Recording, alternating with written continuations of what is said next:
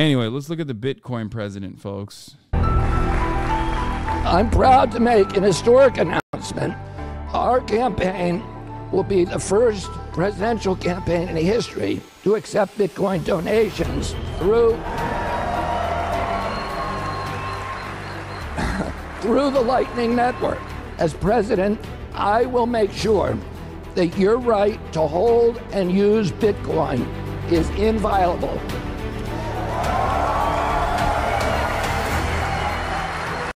That's awesome.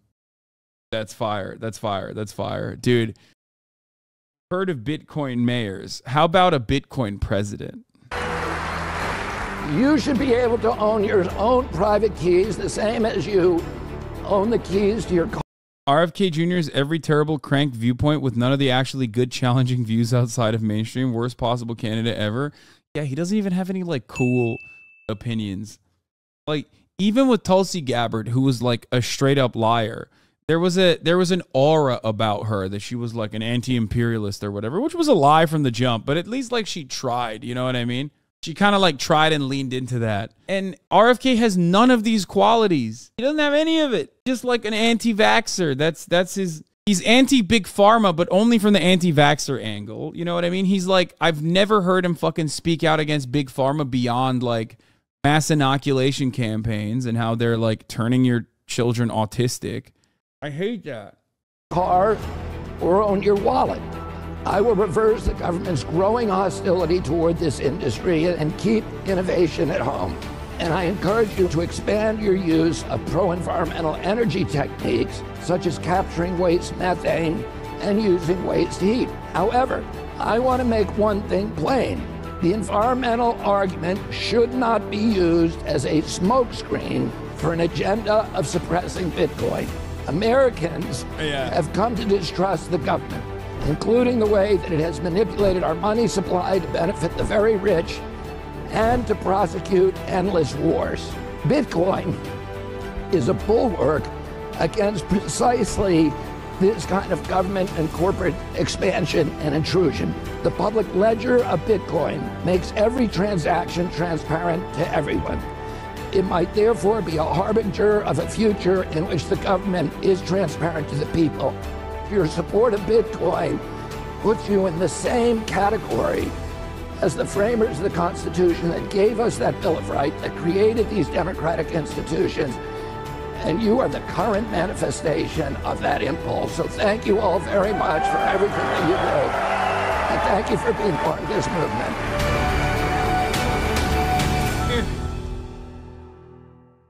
The founding fathers would have loved Bitcoin, dude. They would have fucking loved it. I love that he has the epic trailer music on top of talking about Bitcoin. It's awesome. This guy's great, dude. The founding fathers would have pumped. The founding fathers would have absolutely pumped Dogecoin and shitcoin and altcoin. They would have loved it. Please vote for me. Fucking awesome. Why is his voice like that? He's got spasmodic dysphonia or whatever the fuck it's called. I forget. He claims it's because he got a vaccine.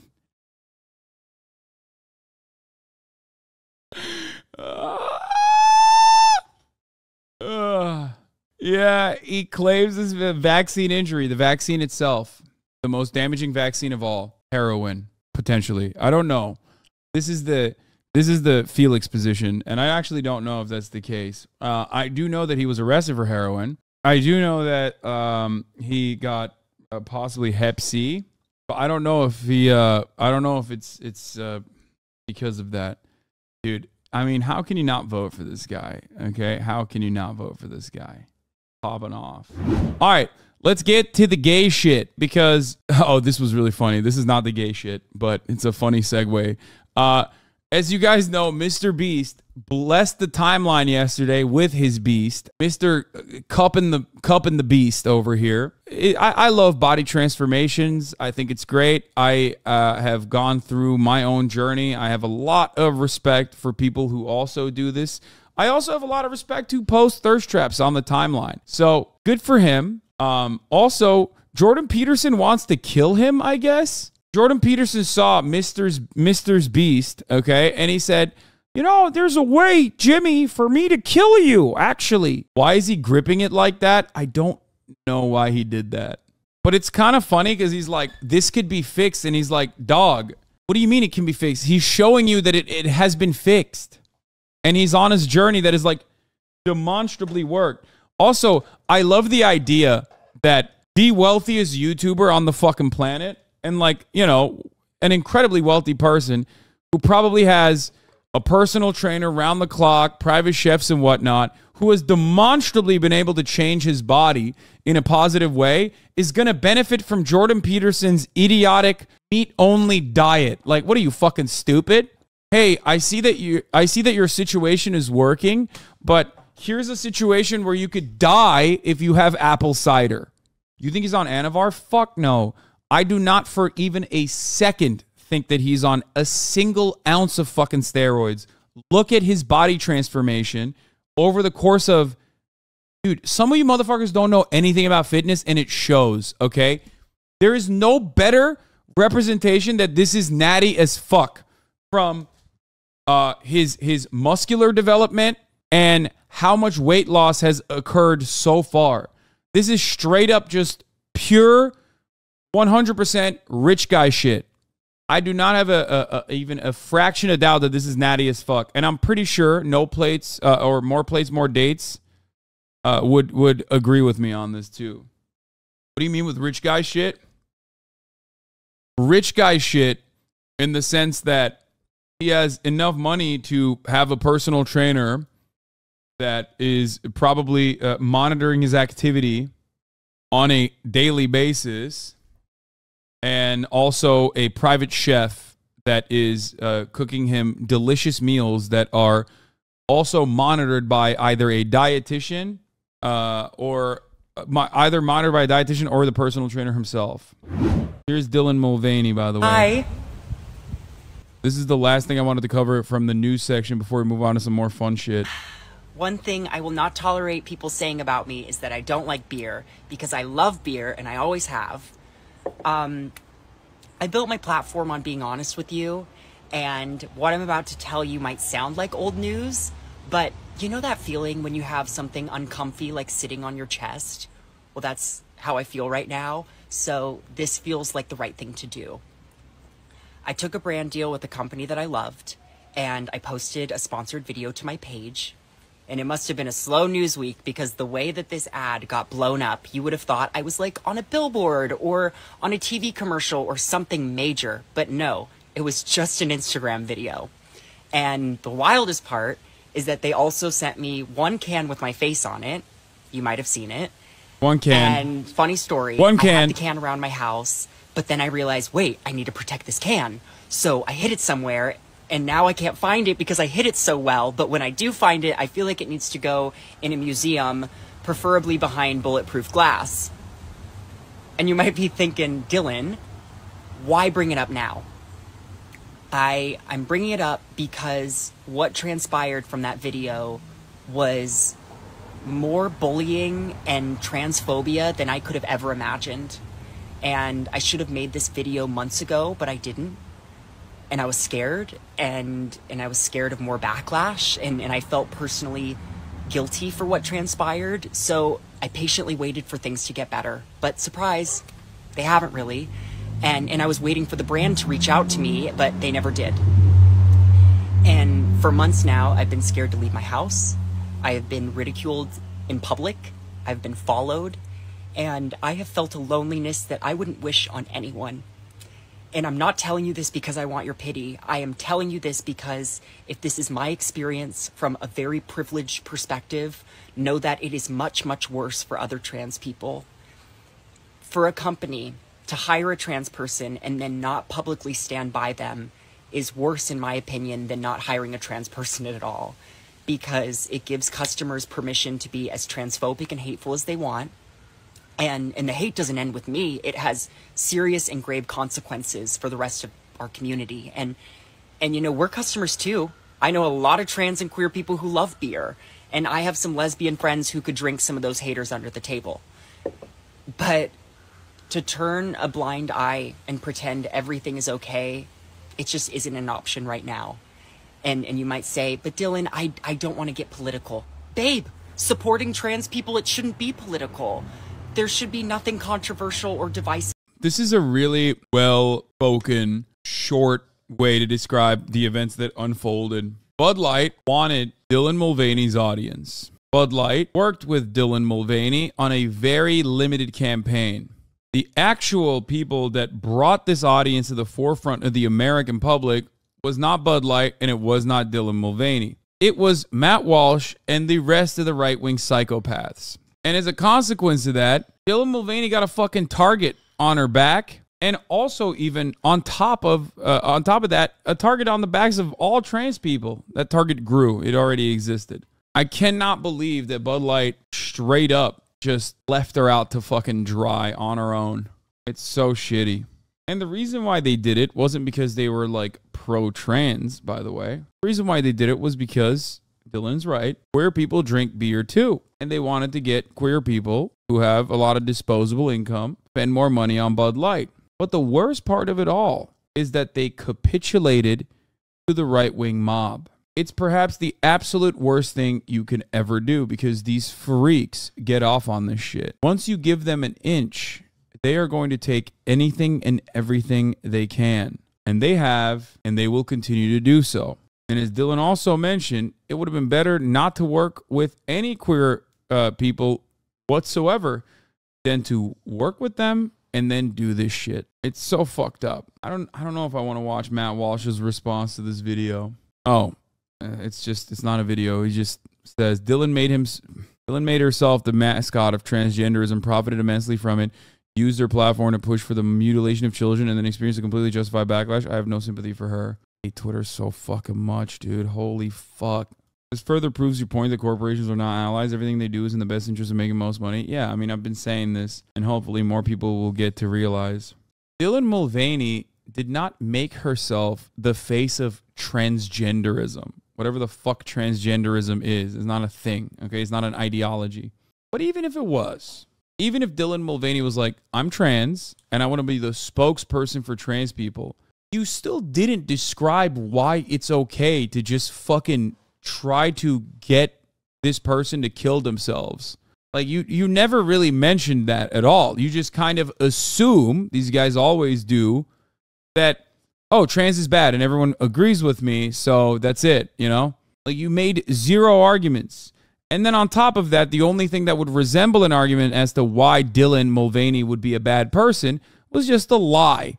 The mutilation of children. Just straight up a lie. Really fucked up. About working with us. And I know it's possible because I've worked with some fantastic companies who care. But caring about the LGBTQ plus community requires a lot more than just a donation somewhere during Pride Month. And all this to say, bottom line, is that if you follow me, if I've made you smile, if you care about me, I need you to care about every trans person. And I need you to support us, and I need you to stand by us. And hey, it's still Pride Month. So I'm going to celebrate being alive.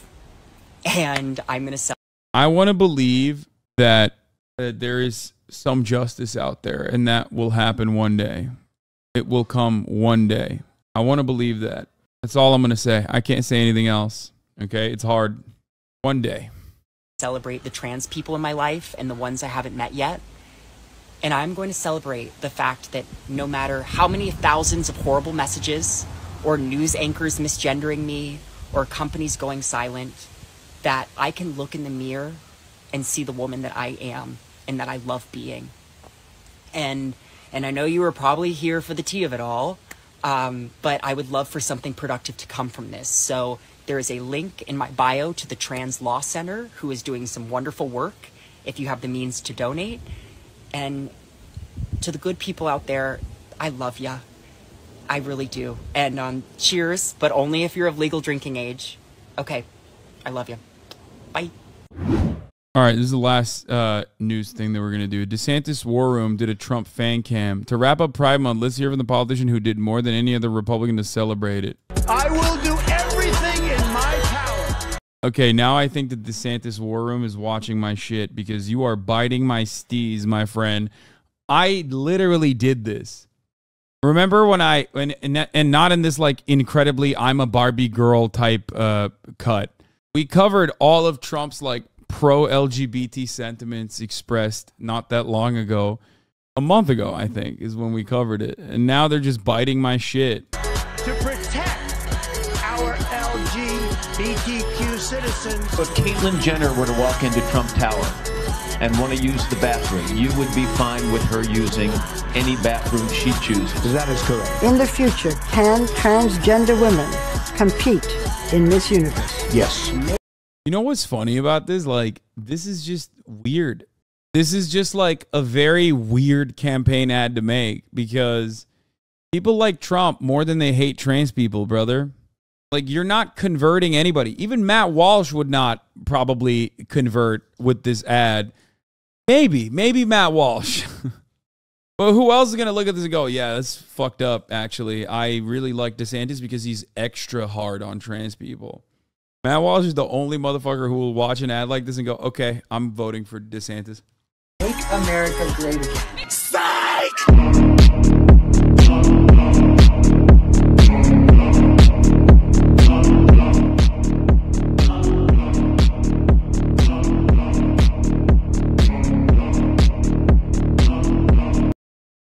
Oh my God. Giga Chad guy, Patrick Bateman walking. Oh my God, they even put Peaky fucking Blinders. Funk music. Oh my God, what the fuck, dude? Dude, no. Dude, they're so online. Dude, I'm imagining like 58-year-old HVAC business owner living in a fucking Missouri suburb watching this and immediately having an aneurysm. Like his fucking, just like foam coming out of his mouth, trying to comprehend what he just saw. Because like the average voter isn't the fucking groiper that's on TikTok. Like this is the type of shit that, you know, people that watch Aiden Ross would respond to. And those guys, maybe some of them are eligible to vote, but do not have the mental faculties to be able to get out and vote. Like, who are you targeting with this, man? It got 3,000 likes, too. It's just, like, fucking flopped. Or not even 3,000. It got 1,000 likes.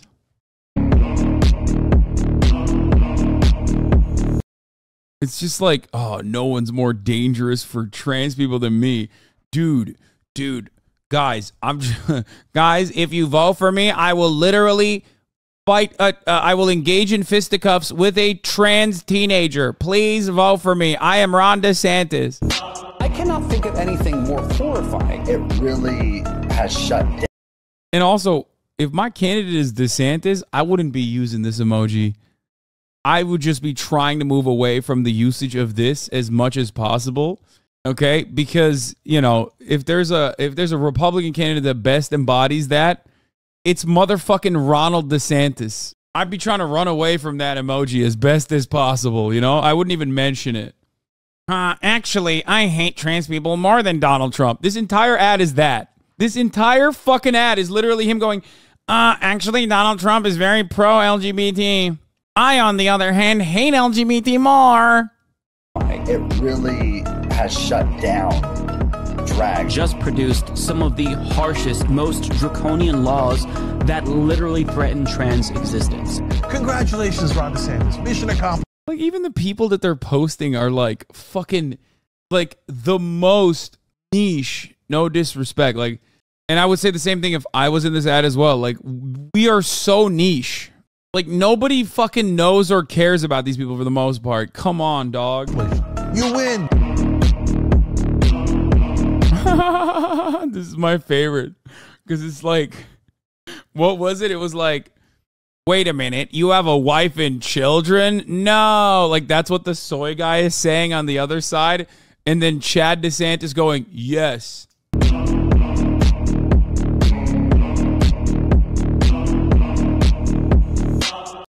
Are you sure it's not a chatter in here that works for DeSantis doing this sabotage? Yeah, they called him Top Gov.